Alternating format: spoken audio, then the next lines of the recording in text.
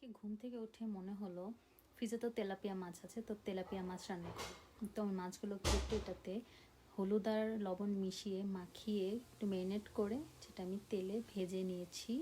তো এই তো আমি মাছগুলো ম্যারিনেট করে আমি সাথে সাথেই তেলে দিয়ে দিয়েছি, কারণ মাছগুলো ম্যারিনেট করে বেশিক্ষণ রাখা যাবে না, তাহলে নরম হয়ে যেতে পারে, যেহেতু দেশের বাইরে অত ফ্রেশ মাছ আমরা পাই না।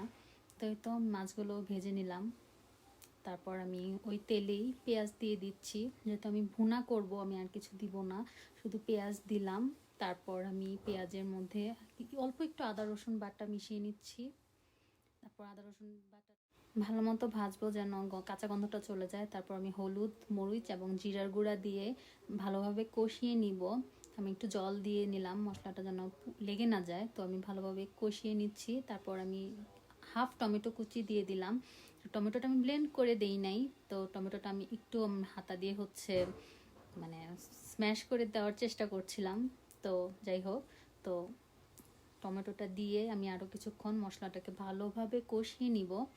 তারপর আমি একটু লবণ দিয়ে দিব। আমি আগেও লবণ দিয়েছিলাম, সেটার ক্লিপ নেওয়া হয় নাই। তো আমি ঝোল দিলাম। তারপর মাছগুলো দিয়ে দিলাম। সরি, আমার মাছগুলো ভেঙে গিয়েছে।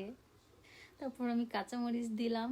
তো কাঁচামরিচ দিয়ে তো আমি এটাকে এখন একদমই অল্প আঁচে করে নিব, জাল দিতে থাকবো একদম হালকা আঁচে।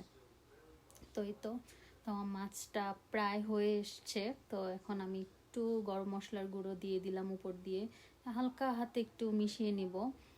তারপর আমি আবার একটু ঢেকে জাল দিয়ে এটার উপরে আমি কিছু ধনেপাতা কুচি দিয়ে দিচ্ছি। ধনেপাতা দেওয়ার পর আমি আবার 1-2 মিনিটের মতো একটু জাল দিয়ে তো আমি চুলাটা বন্ধ করে দিব। এই তো আমার মাছ হয়ে গিয়েছে। Thanks for watching.